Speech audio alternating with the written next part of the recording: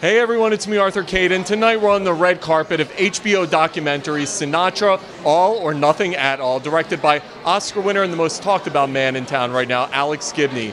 We'll be bringing interviews with Oscar winner Alex Gibney as well as Tina Sinatra and special guests, so get ready for a great night behind the velvet rope.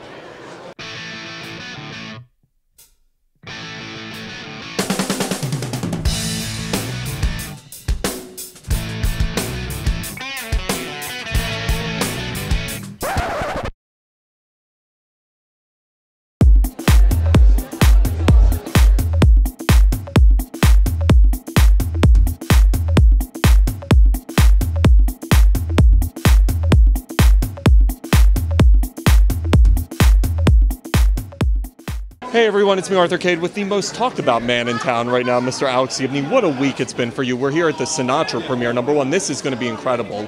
We see the complicated man that is Frank Sinatra, warts and all. Talk to me about first telling this story, having the family involved, but then I want to get into what everybody's talking about right now.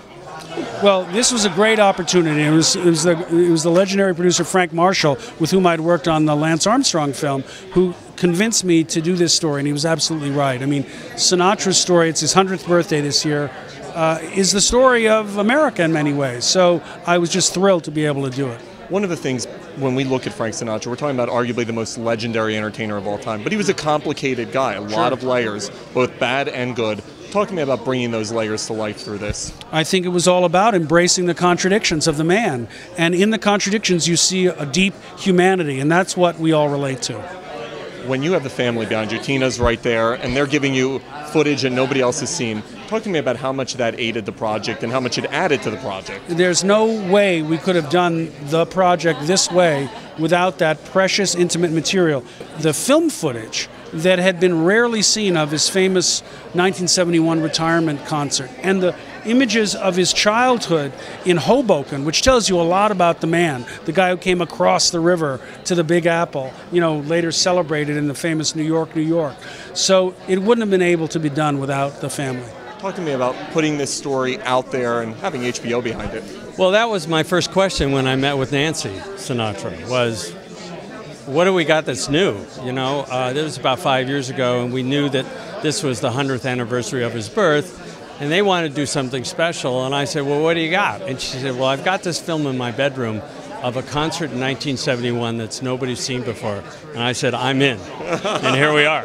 You just wanted to see the concert. I wanted to see it. And it's 11 songs. He was at the height of his powers, and it's just amazing. So we built the show. Alex took those songs and built the show around that. Tina Sinatra, carrying the last name of the man we're honoring here tonight, Frank Sinatra. This documentary, I was just talking to Alex Gibney, and who better to have direct this thing than Alex Gibney? We get to see the legacy of Frank Sinatra. Talk to me about having your family help provide for this legacy and having this night here tonight.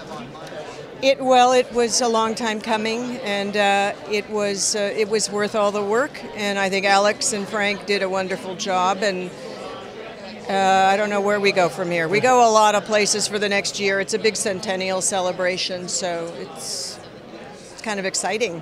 When you mention it being a centennial celebration and you see the legacy that Frank still has and the power, arguably the greatest entertainer of all time, talk to me about that legacy and what his legacy means to America and the world. Well, I think that he underscored the 20th century, and I think he really took his emotions and put every ounce of them into his music, and I think that is what is continuous and everlasting about him. I think that he sings to everybody, and I think that is the key to music. That's my opinion. I know that no one need agree with me, but I think it was his emotionality and his honesty and his great sense of craft, and he worked really hard to do it. Okay, Lawrence O'Donnell, I just heard you telling stories about being on the town with the guy that we're honoring tonight. I have stories of late night hanging with Sinatra in the 80s, and it was quite magical. You know, he had a very tight inner circle. Sometimes the table would get as big as 10 people, sometimes it was 4 or 5. And I had a few of those nights, and he was great. He just treated me on the first night as if I was part of that crowd because I came in with the right person, someone who was already in his inner circle, and that was it. He was completely unguarded. And it was really, being at Frank's table was like being at a family table every time, because really he didn't allow anybody but family at that table. It was all, I was the only person at that table who he hadn't, the first night I met him, who he hadn't known for 30 years. So he was always very relaxed in that setting, and my experience of him was, having seen him on stage, and especially in the smaller venues, Vegas venues, where he would spend a good amount of the time on the stage talking to the audience. That's the real guy. That's the real guy. You got to hear one or two words that he wouldn't use on stage in private, because he didn't work blue, as they said in his day. But he really, there is no big mystery to who he was backstage. He was the guy you saw on stage during the talking section of the show. Dean Winters, huge fan of yours and huge fan of why we're here with just Sinatra, All or Nothing. This documentary is going to be mind-blowing. Yeah. Please tell me you're a huge fan of Sinatra. No, I'm a huge fan. Growing up in the city, my grandparents and my parents, it was background music in our house 24/7 for like the first 15 years of my life. So, it was something that was in my DNA, as much as it could be.